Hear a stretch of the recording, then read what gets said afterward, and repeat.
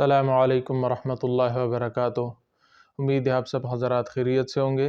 جی آج ہم بات کریں گے صلاۃ الحاجہ کے بارے میں، یعنی حاجت کی نماز۔ حدیث میں آیا ہے کہ جب بھی آپ لوگوں کو کوئی حاجت پیش آئے، کوئی ضرورت پیش آئے، فوراً اللہ سبحانہ و تعالیٰ سے رجوع کیا کرو اور اللہ سبحانہ و تعالیٰ سے وہ مانگا کرو، اللہ سبحانہ و تعالیٰ اس کے اسباب مہیا فرمائیں گے۔ مسلمان کی شان یہ ہے کہ اس کا تعلق ہر وقت اللہ سبحانہ و تعالیٰ کے ساتھ ہو، وہ اسباب کو اختیار کرنے کے بعد اللہ سبحانہ و تعالیٰ پہ بھروسہ رکھے۔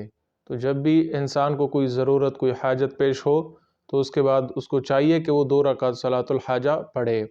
صلاۃ الحاجہ کس طرح ہے؟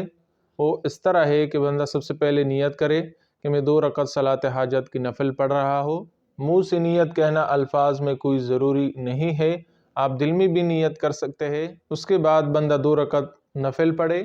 نفل پڑھنے کے بعد بندہ حمد و ثنا کرے، یعنی اللہ سبحانہ و تعالیٰ کی تعریفات بیان کرے، اللہ سبحانہ و تعالیٰ کی حمد و ثنا کرے۔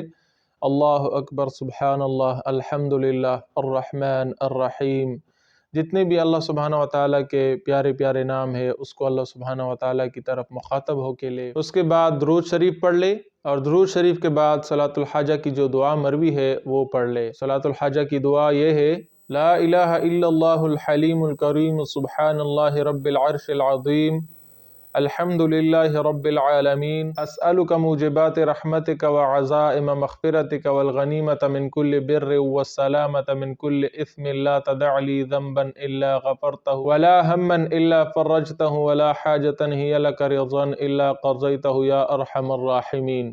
تو یہ صلاۃ الحاجہ کی نماز تھی، صلاۃ حاجت کا طریقہ تھا۔ تو ہمیں جیسے کسی چیز کی ضرورت پیش آئے ہو، کوئی حاجت پیش آ جائے، فوراً اللہ سبحانہ و تعالیٰ کی طرف رجوع کرنی چاہیے اور اپنے مسائل کو اللہ سبحانہ و تعالیٰ سے حل کرنا چاہیے۔ اس دعا کے علاوہ آپ اپنی زبان میں بھی اللہ سبحانہ و تعالیٰ سے وہ حاجت پیش کرے اور وہ حاجت اللہ سبحانہ و تعالیٰ کے سامنے بیان کرے، انشاءاللہ اللہ سبحانہ و تعالیٰ آپ کی حاجات پوری فرمائے۔ تبارک الذی نزل الفرقان علی عبده لیکون للعالمین نذیرا۔